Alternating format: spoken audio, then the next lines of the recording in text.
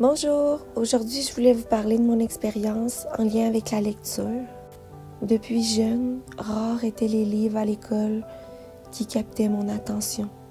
J'ai toujours pris la lecture comme moyen d'apprendre sur divers sujets au cours de ma vie. Depuis que la fibro fait partie de ma vie, mes capacités à me concentrer ont diminué de beaucoup. Depuis que j'ai commencé à lire les écrits sur Facebook de Zasgo, Isabelle Godet, je me suis surpris à lire ses écrits et ensuite elle a sorti son premier livre sur l'hypersensibilité en juin. Donc, ça m'a vraiment aidé à recommencer à lire tranquillement. C'était pas des gros textes, mais ça me faisait vraiment du bien avec les images et tout. Et dernièrement, elle a sorti son deuxième livre sur la fibromyalgie.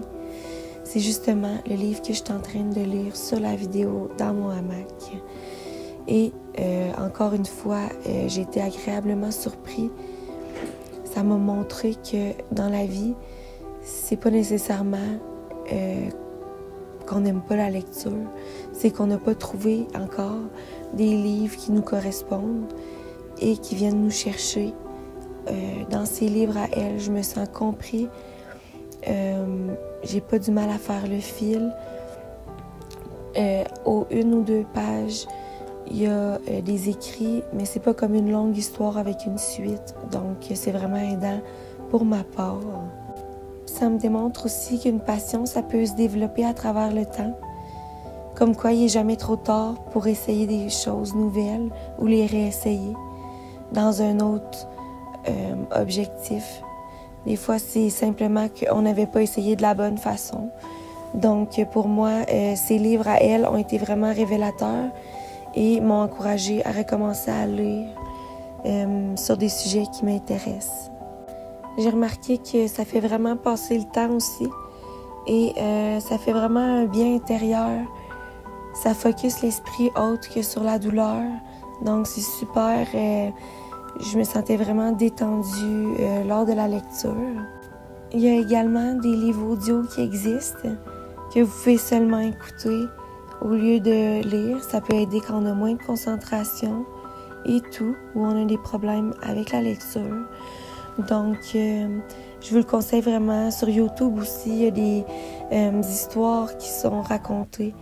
Donc, n'hésitez pas à essayer si vous voulez. Et aussi, la prochaine vidéo, c'est moi et mon amoureux qui fait une œuvre d'art. C'est pour le plaisir, en fait. C'est la première fois qu'il a embarqué, dans le fond, puis qu'il a participé. Donc, j'étais bien heureuse. On a passé vraiment un bon moment.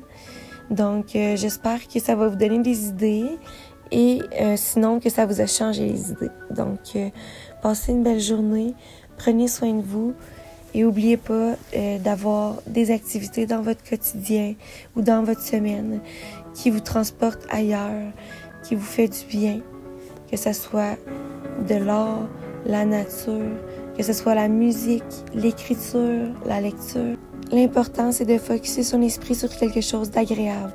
C'est vraiment important pour notre santé mentale de vivre des bons moments et de faire des activités qu'on aime, car avec la douleur, le cerveau est beaucoup pris à gérer la douleur, donc ça peut amener à des états plus dépressifs, plus anxieux. Donc, en se ramenant à des activités qui nous font du bien intérieurement, ça change tout. Je vous laisse sur le résultat final de notre belle œuvre d'art.